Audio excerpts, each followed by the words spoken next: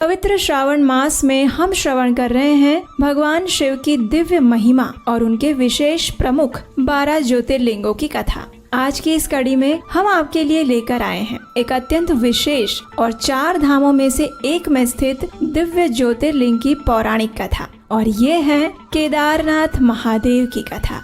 समुद्र तल से लगभग 3584 मीटर की ऊंचाई पर मंदाकिनी नदी के किनारे पर स्थित है केदारनाथ ज्योतिर्लिंग। सिर्फ उत्तराखंड में ही भगवान शिव के लगभग 200 शिवलिंग हैं, लेकिन उन सभी में सबसे प्रमुख है केदारनाथ महादेव। लेकिन आखिर क्या है इस केदारनाथ ज्योतिर्लिंग की कथा? चलिए सुनते हैं।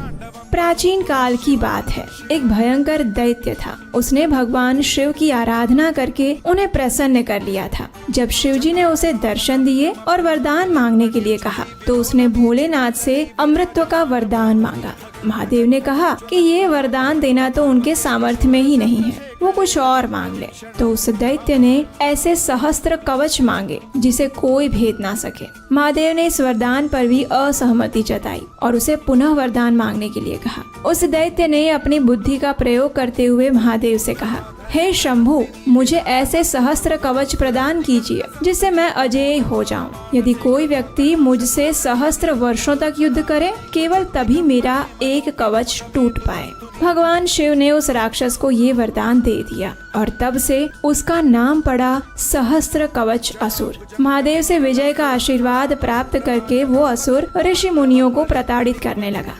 त्राहिमाम करते हुए सभी ऋषिगण भगवान विष्णु का आश्रय लेने गए। इस राक्षस का वध करने के लिए उनसे प्रार्थना की। भगवान विष्णु ने नारद मुनि से किसी ऐसे स्थान के बारे में पूछा जहाँ एक दिन तपस्या करके सहस्त्र वर्षों की तपस्या का फल प्राप्त किया जा सके। इस प्रश्न के उत्तर में नारद मुनि ने बद्रीनाथ नामक स्थान के बारे में भगवान विष्णु को बताया, जहाँ ये संभव था। दूसरी ओर दक्ष प्रजापति का विवाह देवी प्रसूति से हुआ। उन्हें 16 कन्याएं संतान के रूप में प्राप्त हुई। इनमें से 13वीं कन्या का नाम मूर्ति था, जिसका विवाह धर्म से हुआ। माता मूर्ति के गर्भ से नर नारायण ऋषि का जन्म हुआ, जो कि भगवान विष्णु के ही अवतार थे। बड़े होने पर नर नारायण ऋषि बद्रिकाश्रम में तपस्या करने चले गए, जिसके बारे में नारद मुनि ने उन्हें बताया था। और यहाँ पर प्रतिदिन एक पार्थिव शिवलिंग की स्थापना करके उसकी पूजा अर्चना करने लगे। सहस्त्र कवच असुर भी नर नारायण ऋषि से युद्ध करने की इच्छा से वहाँ आ पहुँचा।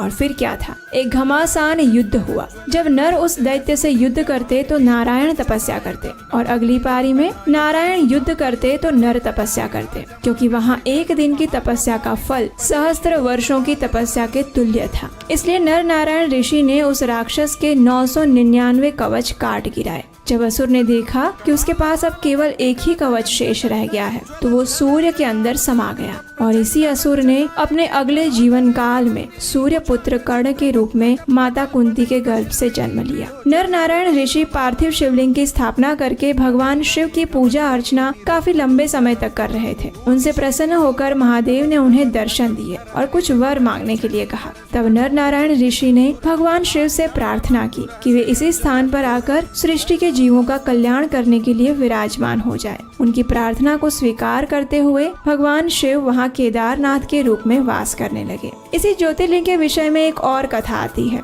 ये बात है द्वापर युग की, जब पांडवों और कौरवों के बीच में कुरुक्षेत्र का युद्ध हुआ था। पांडव युद्ध में विजयी तो हो चुके थे, लेकिन उनके हाथों से अपने ही स्वजनों का वध हुआ था। महाराज युधिष्ठिर के राज्याभिषेक के पश्चात उनके राज्य के ब्राह्मणों ने उन्हें सुझाव दिया कि उन्हें काशी में जाकर भगवान शिव का आश्रय लेना चाहिए और अपने द्वारा हुई जीव हत्या के लिए प्रायश्चित करना चाहिए। उनकी इस बात को शिरोधार्य करके पांडव काशी की ओर निकल पड़े। जब वे काशी पहुँचे तो उन्हें पता चला कि महादेव वहाँ नहीं बल्कि बद्रिकाश्रम में है। भगवान शिव की शरण प्राप्त करने के लिए वे हिमालय में स्थित बद्रिकाश्रम की ओर प्रस्थान कर गए। वहाँ पहुंचकर वे भगवान शिव को ढूंढ रहे थे, लेकिन शिव जी उनके समक्ष नहीं आना चाहते थे, इसलिए वे अदृश्य हो गए। कुछ समय बाद पांडवों ने केदार पर्वत की कंदराओं में देखा कि महिषों का एक झुंड उस स्थान से गुजर रहा था, जिसमें एक महिष विशाल काय आकृति का था। महाराज युधिष्ठिर उसे देखकर तुरंत समझ गए कि ये भगवान शिव ही है।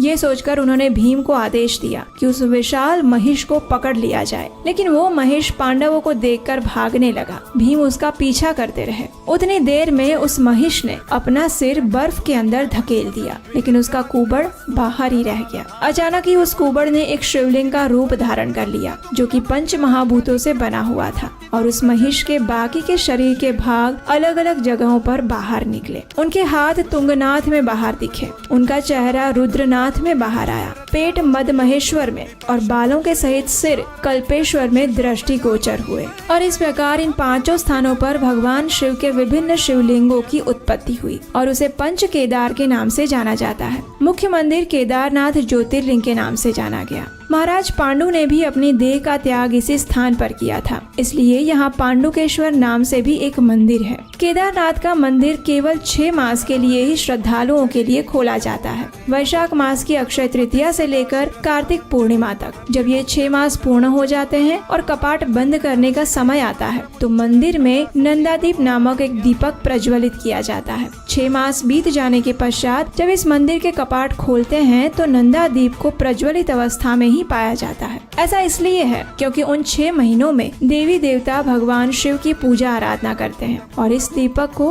प्रज्वलित रखते हैं। सर्वप्रथम पांडवों द्वारा स्थापित केदारनाथ महादेव के मुख्य मंदिर की स्थापना लगभग 8वीं शताब्दी में जगत गुरु आदि शंकराचार्य द्वारा की गई थी। उनकी समाधि आज भी मंदिर के पीछे स्थित है। वर्ष 2013 में जब इस पवित्र तीर्थ स्थल पर भयंकर आपत्ति आई थी, उस समय भी ये मंदिर बिना किसी क्षति के स्थित रहा था। वास्तुकला की बात की जाए तो केदारनाथ मंदिर 85 फीट ऊंचा, 187 फीट लंबा और 80 फीट चौड़ा है। इसकी दीवारें 12 फीट मोटी है और अत्यंत मजबूत पत्थरों से बनाई गई है। मंदिर को 6 फीट ऊंचे चबूतरे पर खड़ा किया गया है और ये आश्चर्यजनक है कि इतने भारी पत्थरों को इतनी ऊंचाई पर लाकर किस प्रकार मंदिर की स्थापना की गई होगी। वैज्ञानिकों का मानना है कि 13वीं से 17वीं शताब्दी तक, यानी 400 साल तक एक छोटा हिम युग आया था।